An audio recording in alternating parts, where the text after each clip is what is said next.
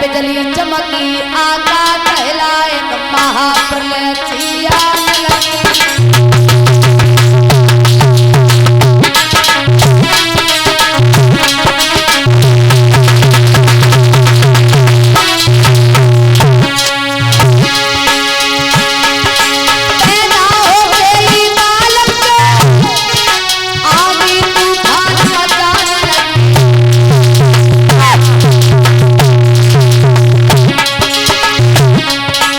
बिजली चमकी आका कहलाए महाप्रलय छियान लगी।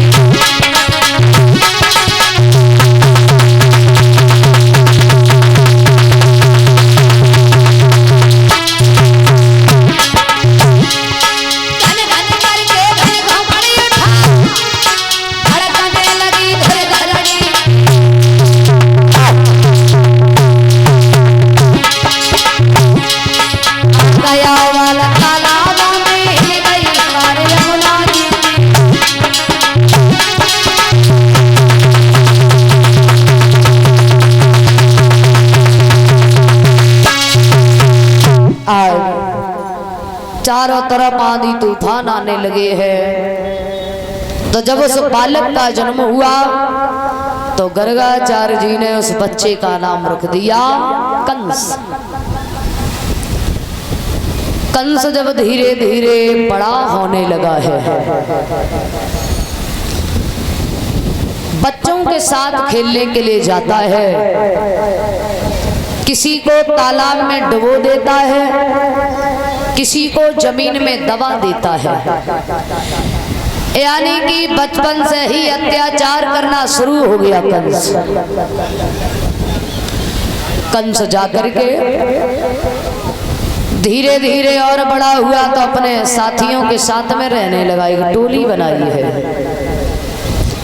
और जब साथियों के साथ रहने लगा तो एक दिन कंस मथुरा के बाहर खड़ा हुआ था। और जब कंस मथुरा के बाहर खड़ा हुआ था तो कुछ लड़कियां दही बेचने के लिए बरसाने से मथुरा की तरफ आगे बढ़ी है। तो जैसे ही कंस ने देखा सभी लड़कियों को खड़ा कर लिया है, कहा कि तुम कहाँ जा रही हो? कहा कि मैं दही बेचने के लिए आई हूँ। पांचों लड़कियों को कंस ने खड़ा किया है और बोला है कंस,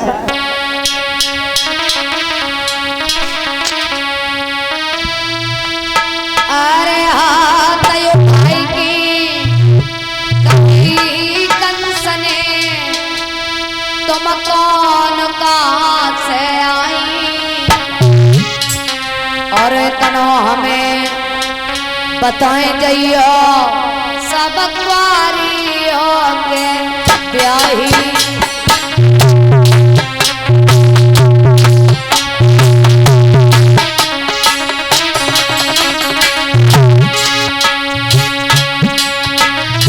तीन सखी मेरी कुआरी अब कोई गोकुल में ब्याही। तीन सखी मेरी कुआरी अब कोई गोकुल में ब्याही। बरसाने से मथुरा में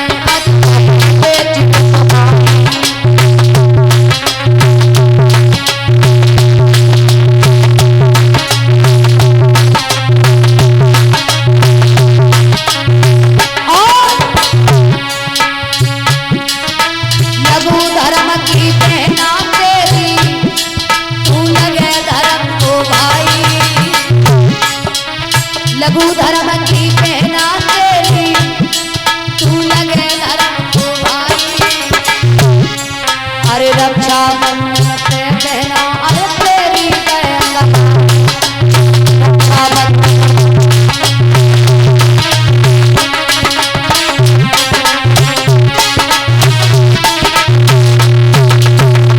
आज धरो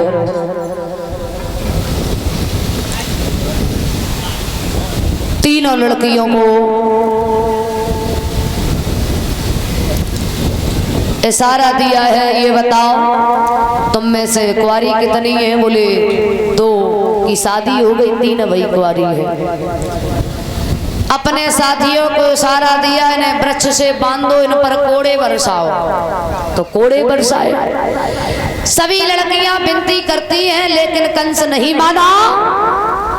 बड़े अत्याचार किए हैं। आज सभी लड़कियां जाकर के अपने अपने पिता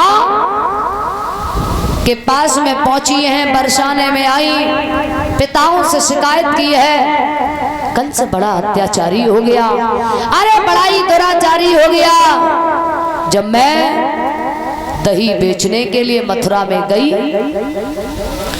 तो बड़ा ही अनर्थ किया, कोड़े बरसाए।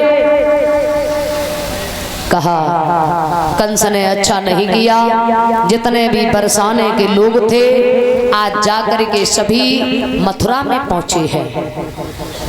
कहा कि महाराज आपका पुत्र जो है बड़ा अत्याचारी हो गया, बड़ा दुराचारी हो गया, उसे समझाओ। अरे मेरी बेटियां जब दही बेचने के लिए गई, कोड़े बरसाए, बड़ी मार लगाई है।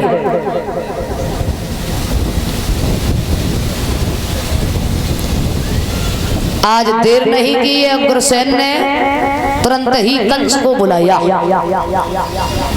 कहा कि बेटा राजा और प्रजा का जो रिश्ता होता है वो शेर और वन जैसा होता है। अगर शेर धीरे धीरे जंगल को उजाड़ देगा तो अपने शरीर को कहां छुपाएगा, उसी भांति तुम धीरे धीरे प्रजा को नष्ट कर दोगे तो तुम राजा कैसे बन पाओगे।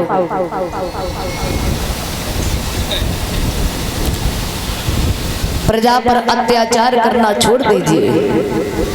कहा कि पिताजी हमें ऐसा लग रहा है कि आप बूढ़े हुए वो तो हो ही गए, लेकिन साथ साथ आपकी बुद्धि भी बूढ़ी हो गई है। अब आप राज्य चलाने के लायक नहीं रहे हैं, इसलिए आप ऐसी बातें कर रहे हैं। कहा कि पिताजी आप बूढ़े हो गए हैं, अब बुढ़ापे में काम नहीं बल्कि आराम करने की आवश्यकता होती है। अब तुम आराम करो। तो सिर से मुकुट को उतारा, अपने सिर पे रख लिया, हाथों में हथकड़ियां, पैरों में बेड़ियां डाली हैं उग्रसेन के।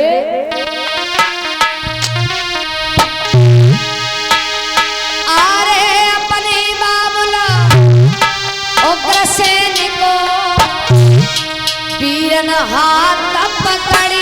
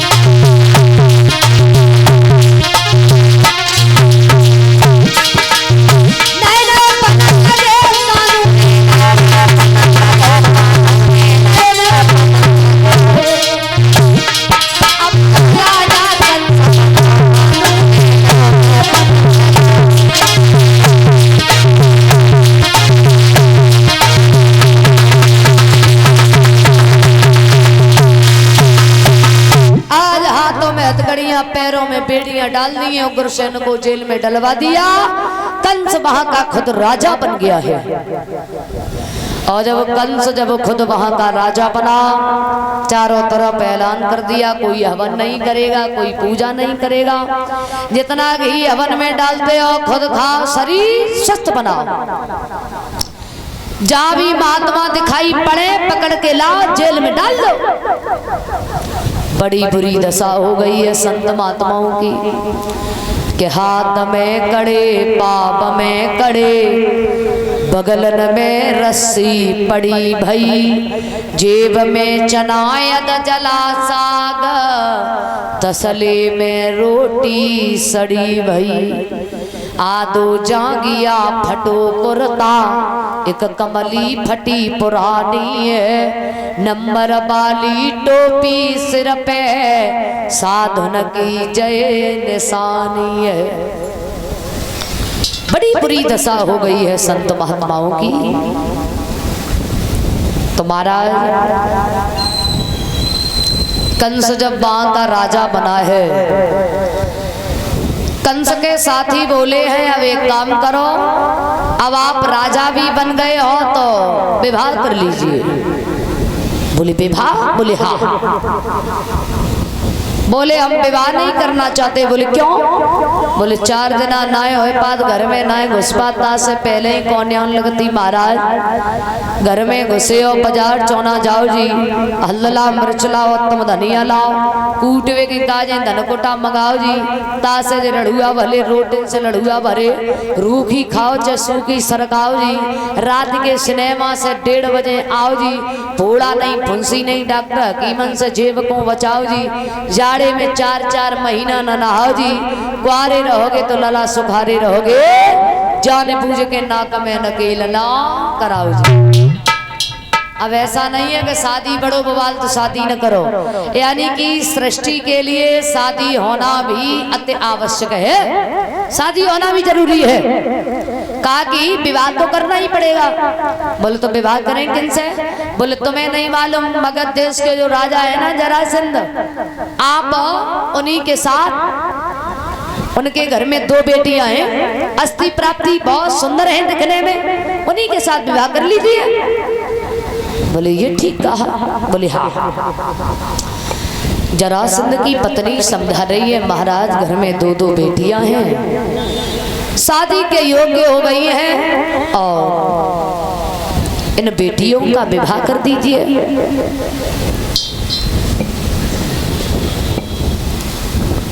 आज जरासंध की पत्नी समझा रही है महाराज कि दोनों चंद्र बदना उजियारी घर घूमे बिटिया सारी दोनों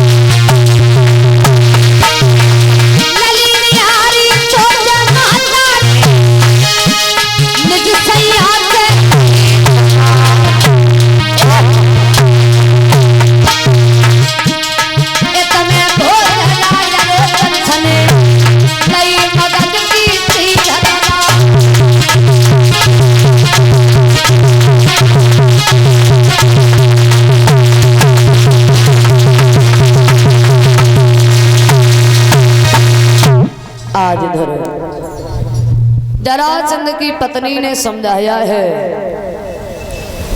कहा घर में दो दो बेटियां हैं, शादी के योग्य हैं, तो इनका विवाह कर दीजिए। कहा कि आज ही हम दरबार में जाएंगे, एक नहीं दोनों बेटियों के विवाह की तैयारियां करेंगे। दरबार में पहुंचे, कहा कि आज जो भी दरबार का कार्य है वो सब बंद रहेगा, हम आप लोगों से ही फैसला करवाएंगे कि हमारी बेटियों का विवाह कहां पर किया जाए। अभी ये चर्चा हो रही थी, तब तक क्या हुआ कि भोजराज कंस जाकर के पहुंच गए। कहा कि महाराज आप हमें जानते हैं? बोले हम तो आपको भली भांति जानते हैं, आप मथुरा के राजा हैं। बोले हम मथुरा के राजा नहीं, हमें भगवान। बोले तो आप भगवान होंगे तो मथुरा के परस मगध के नहीं, बताओ कैसे आना हुआ। कहा हमने सुना है घर में दो बेटियां हैं और दोनों ही शादी के योग्य हो गई हैं, तो हम उन्हीं से विवाह करने के लिए आए। बोले ऐसे विवाह नहीं होगा जैसे तुम भागते हुए चले आए। बोले विवाह फिर कैसे होगा? बोले विवाह तब होगा, हमारे घर में कुवलिया पीड़ आती है और तुम उससे युद्ध करो, यदि तुम युद्ध में जीत गए, एक नहीं हम अपनी दोनों बेटियों का विवाह तुम्हारे साथ में कर देंगे। कहा कि तो बोला हाथी को, उधर से हाथी छोड़ा गया, इधर से कंस भागा। दोनों में जब युद्ध हुआ है,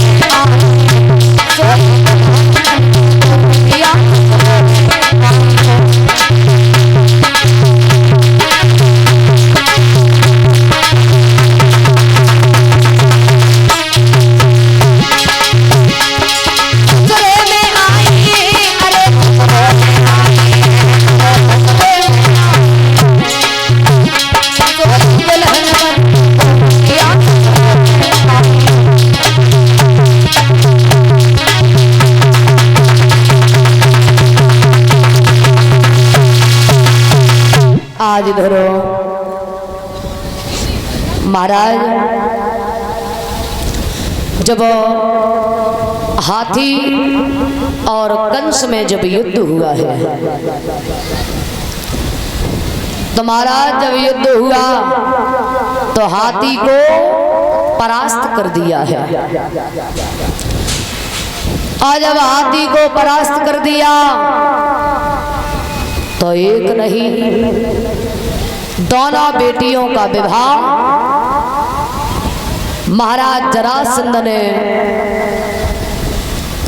कंस के साथ में कर दिया है।